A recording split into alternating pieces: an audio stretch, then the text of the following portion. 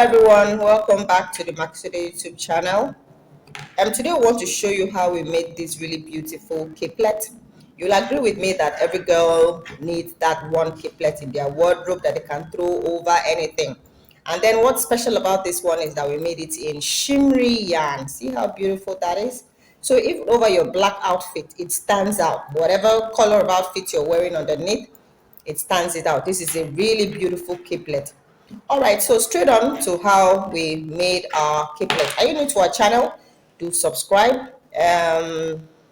We bring you amazing videos of how we made, bespoke apparel. Yeah, on here, do subscribe and then turn on your notifications so that you can be notified of when we have something new coming up. So this was made from top to bottom.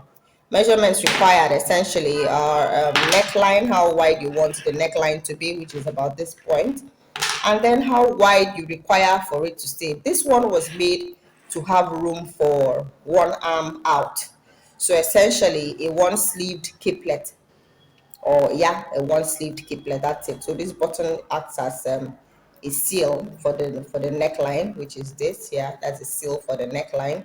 And then this is a space for one armhole, because the other part is sealed. It's going to droop over the shoulders as seen in the video preceding this my narration.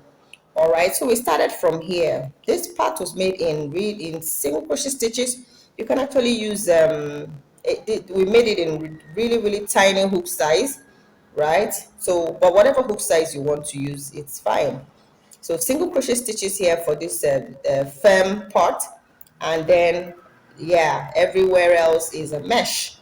So you'll be working in creases in your mesh every row to create even increase and even circular growth, so to speak. See the way this is an even circular growth. If you see here on row 2, we had this increase. I'm gonna have to put my hand underneath there.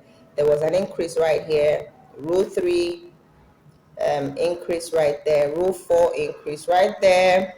Row 5, increase right there. 6, increase right there. So every row we had increases until we were certain, or we arrived at the desired measurement we wanted, and then we stopped increasing and then just kept working the rows to attain the length of the caplet that we desired.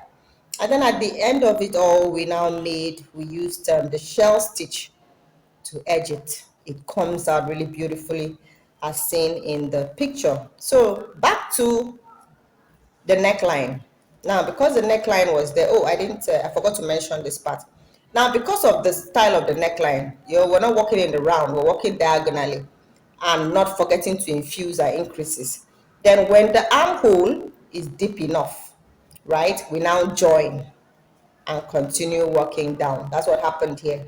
So you have that diagonal work from here all around and back, like that, back. We keep going each row as we increase by increasing the number of meshes. Yeah, and then when we have our desired armhole length, we now join. Yeah, join and then continue walking down.